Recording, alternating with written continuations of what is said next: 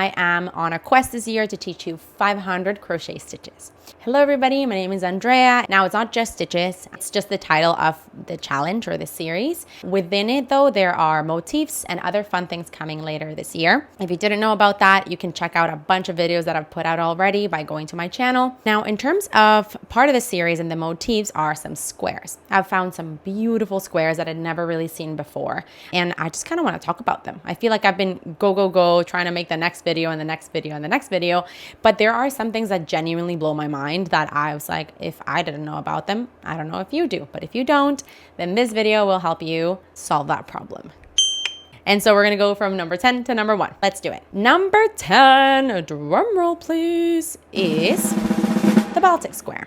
So this square features like a little cross in the middle. Those are puff stitches. This is a really beautiful square because the center is kind of like a cross. And then you've got those diagonal lines of puff stitches. I did this with acrylic, so it's going to be a little bit more, sloppy. Not as hard, I guess.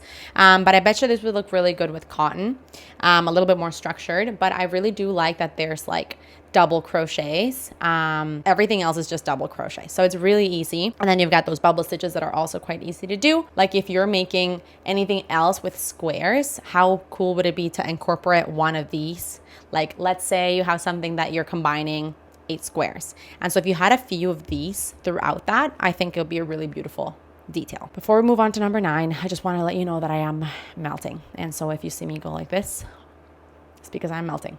Number 9 is the mosaic tile. This is so beautiful. I just find this to be so cool and unique, and it kind of looks like it's pixelated almost. I was in Portugal last year and the year before, and it just kind of reminds me of all those tiles that you see everywhere, truly. This is a little smaller than your typical square. It's quite different from what you're used to. I just think this is gorgeous. It's very different and unique. Up next, numero 8. We have got the spider square. This one's crazy. This one's gonna be a little bit bigger. So you can see it's the entire size of my face, but it's really cool. It's just spidery looking. It resembles like a spider net in the middle. So this is not going to be super structured. It's more lacy, really cool. And the center there, as you can see, it's just chains. So it's actually quite quick to make. Let me know in the comments what you would make with this. I would really love to know. Beautiful. Up next, we've got number 7, the French square. This one is cool. I like this a lot because obviously, as you can see, it's not like perfect lines on the outline for a square, but that's why I like it. It kind of reminds me of the little thing from Beauty and the Beast that like moves around, the like cabinet. I don't know. I think it's really cute. So this one features picot stitches on the corners. So these little things that come out on the corner is a picot stitch, and then it's kind of curved inward on the edges. So it adds like a cute little curve. And then you've got those puff stitches in the middle that give it a nice texture. So this is just so unique. I like this one a lot. Kind of also reminds me of French toast and makes me hungry. Number 6. I like this one so much, and I wish I had more time to crochet. I wish I could crochet during my sleep so I can make all the things I want, because I would use this for like just a beautiful cushion cover. This is the puff stitch square. How adorable. This is so easy to make. I love the texture it gives. It's thicker, right? So these are basically half double crochets together. And so it gives for a really like nice and thick texture. Even for like a seat cover, this would be super cool. Tell me what else you would make, because I really want to use this and I just don't know what to make with it. Once I have more time, this is going to be my go-to project. Okay, here's one that I don't think has gotten that many views, and I don't understand why. This is like underrated, beautiful and different, and it's called Sew Thistle pattern.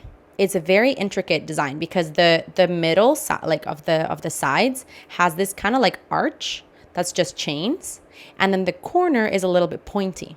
So I find this to be so freaking cool. And yeah, the middle with the color change is just so unique. Don't know why it reminds me of like Pokemon or something like that. Like something that you would see in like an anime show or something. It is so cool. If you are an anime watcher and you think that I'm completely wrong, my apologies. But I just think this is just so cool. It looks very caricaturesque, if that's a word.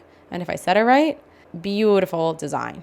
Moving on to number 4, we've got the vintage square. How gorgeous. I like this one a lot because it's very uniform. It's very easy to do and it's different. It's not your traditional, granny square. You actually mix rows of double crochets and single crochets to add that like little gapping that it's not that evident. I find this to be so beautiful. I think vintage is the right description for it. I don't know why it has a vintage feel. Super, super cool. Number 3, we have got the double crochet square. I forgot to thread the end here, but this is your double crochet square. How beautiful. I love that X that it creates with like the gapping and then just you could call them triangles, I guess, of double crochets. Stunning, very easy to do. Again, it's just double crochets all the way around. Yeah, easy peasy lemon squeezy. I would say this is very much like your typical size for a square. I like this one a lot. Okay, number 2, guys, obsessed.